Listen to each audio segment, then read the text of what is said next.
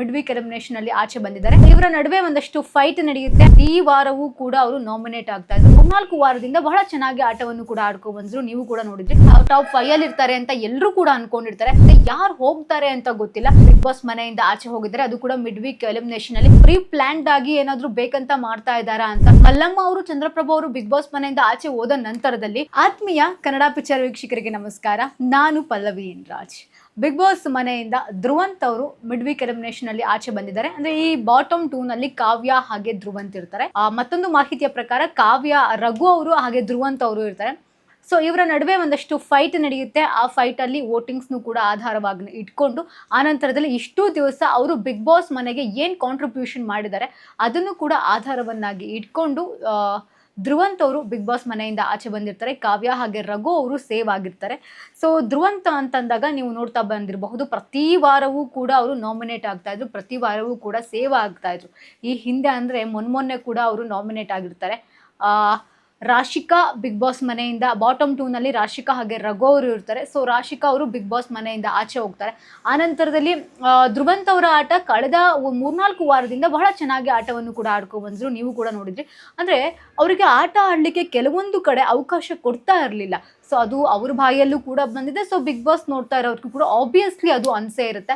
ಅಂದರೆ ಡೇ 1 ಕೂಡ Dhruvanth big boss ಮನೆಗೆ ಏನಾದರೂ ಒಂದು ಕಾಂಟ್ರಿಬ್ಯೂಷನ್ ಮಾಡ್ತಾ ಇದ್ರು.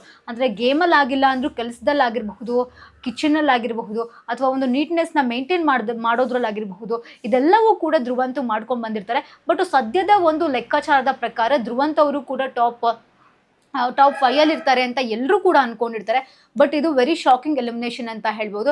ಬಿಕಾಸ್ ಲಾಸ್ಟ್ ವೀಕೆ ಸುದೀಪ್ ಅವರು ಹೇಳಿದ ರೀತಿ ಈ ವಾರ ಒಂದು ಮಿಡ್ ವೀಕ್ ಎಲಿಮಿನೇಷನ್ ಇರುತ್ತೆ. ಯಾರು ಹೋಗ್ತಾರೆ ಅಂತ ಗೊತ್ತಿಲ್ಲ, ಎಲ್ಲವೂ ಕೂಡ ಸೀಕ್ರೆಟ್ ಆಗಿ ನಡೆಯುತ್ತೆ ಅಂತ ಹೇಳಿದ್ರು. ಅದೇ ರೀತಿಯಾಗಿ ಇವತ್ತಿನ ಸಂಚಿಕೆಯಲ್ಲಿ ನಮಗೆ ಗೊತ್ತಾಗುತ್ತೆ ಧ್ರುವಂತ್ ಅವರು ಬಿಗ್ ಬಾಸ್ ಮನೆಯಿಂದ ಆಚೆ ಹೋಗಿದ್ದಾರೆ. ಅದು ಕೂಡ ಮಿಡ್ ವೀಕ್ ಎಲಿಮಿನೇಷನ್ ಅಲ್ಲಿ. ಇನ್ನೇನು ಫಿನಾಲೆ ಸನಿಹದಲ್ಲಿ ಇದ್ದಾರೆ ಬಿಗ್ ಬಾಸ್ ಸ್ಪರ್ಧಿಗಳು. ಒಬ್ಬೊಬ್ರು ಕೂಡ ಒಂದೊಂದು ರೀತಿಯಲ್ಲಿ ಆಟ ಆಡ್ಕೊಂಡ್ ಬರ್ತಿದ್ದಾರೆ. ಸೊ ಒಂದು ರೀತಿಯಲ್ಲಿ ಧ್ರುವಂತ್ ಅವರು ಹಾಗೆ ಅಶ್ವಿನಿ ಅವರು ಒಂದು ಶ್ಯಾಡೋ ಆಗಿ ಗೇಮನ್ನು ಆಡ್ಕೊಂಡ್ ಬರ್ತಿದ್ರು. ಅಂದ್ರೆ ಇಡೀ ಮನೆ ಒಂದಾದ್ರೆ ಇವರಿಬ್ರು ಒಂದು ರೀತಿ ಒಬ್ರಿಗೊಬ್ರು ನೆರಳಾಗಿ ಆಟವನ್ನು ಆಡ್ಕೊಂಡ್ ಬಂದಿರ್ತಾರೆ. ಸೊ ನೀವು ಲಾಸ್ಟ್ ವೀಕು ಗಮನಿಸಿರ್ಬೋದು, ಇಬ್ರು ಕೂಡ ಒಳ್ಳೆ ಟೈಟ್, ಒಂದಷ್ಟು ಟಫ್ ಆಗಿ ಆಟವನ್ನು ಆಡಿರ್ತಾರೆ. ಟೈಟ್ ಫೈಟ್ ಕೂಡ ಕೊಟ್ಟಿರ್ತಾರೆ. ಈ ಒಂದು ಫೈಟ್ ಅಲ್ಲಿ ಅಶ್ವಿನಿ ಅವರು ಎಲ್ಲೋ ಒಂದು ಕಡೆ ಗೆಲ್ತಾರೆ. ಆನಂತರ ಧ್ರುವಂತ್ ಅವರು ಕೂಡ ಕೆಲವೊಂದು ಕಡೆ ಗೆಲ್ಲುವಂತಹ ಪ್ರಯತ್ನ ಮಾಡ್ತಾರೆ. ಆನಂತರದಲ್ಲಿ ಅವರಿಗೆ ಸೀಸನ್ ಕಿಚ್ಚನ ಚಪ್ಪಾಳೆ ಅಂತೇಳಿ ಸುದೀಪ್ ಅವರು ಕೊಡ್ತಾರೆ. ಅದಾದ ನಂತರದಲ್ಲಿ ಹೆಚ್ಚಾಗಿ ಟ್ರೋಲ್ ಆಗುತ್ತೆ ಈ ವಿಚಾರ, ಆಚೆ ಹೆಚ್ಚಾಗಿ ಟ್ರೋಲ್ ಆಗುತ್ತೆ.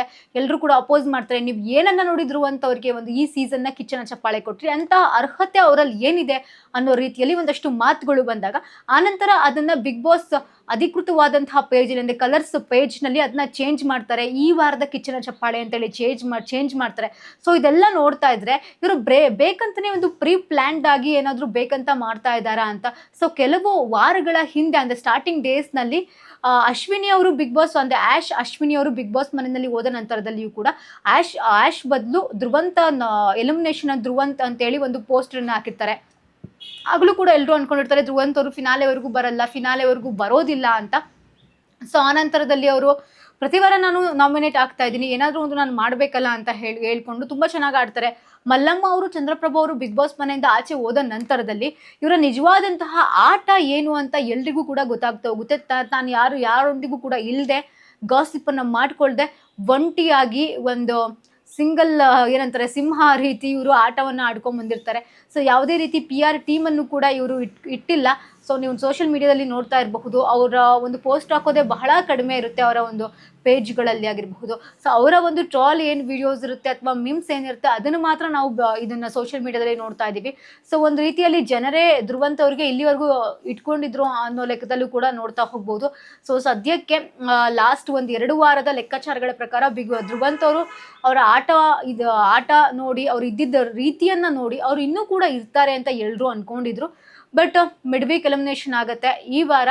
ಕಾವ್ಯ ಹಾಗೆ ಧ್ರುವಂತ್ ಅನ್ನೋ ರೀತಿಯಲ್ಲಿ ಇರುತ್ತೆ. ಸೊ ಅದರಲ್ಲಿ ವೋಟಿಂಗ್ಸ್ನ ಒಂದು ಲೆಕ್ಕದಲ್ಲಿ ಇಟ್ಕೊಂಡು ಕಾವ್ಯ ಅವರು ಈ ವಾರ ಸೇಫ್ ಆಗಿದ್ದಾರೆ, ಧ್ರುವಂತರು ಎಲಿಮಿನೇಷನ್ ಆಗಿದ್ದಾರೆ. ಈ ಒಂದು ಫಿನಾಲೆಗೆ ಇನ್ನೇನು 3-4 ದಿನ ಅಷ್ಟೇ ಬಾಕಿ ಇರುವಂಥದ್ದು. ಸೊ ಗೊತ್ತಿಲ್ಲ ಯಾರು ವಿನ್ ಆಗ್ತಾರೆ ಅಂತ. ಬಟ್ ಸದ್ಯಕ್ಕೆ ಇರುವಂತಹ ಒಂದು ಸೋರ್ಸ್ನ ಪ್ರಕಾರ ಧ್ರುವಂತ್ ಅವರು ಬಿಗ್ ಮನೆಯಿಂದ ಆಚೆ ಬಂದಿದ್ದಾರೆ. ಸೊ ಕಾದ್ ನೋಡೋಣ ಅವರ ರಿಯಾಕ್ಷನ್ ಹೇಗಿರುತ್ತೆ ಅಂತ. ಇದಾಗಿತ್ತು ಹೊತ್ತಿನ ವಿಶೇಷ. ಇನ್ನಷ್ಟು ಹೆಚ್ಚಿನ ಅಪ್ಡೇಟ್ಗಳಿಗಾಗಿ ನೋಡ್ತಾ ಇರಿ ಕನ್ನಡ ಪಿಕ್ಚರ್.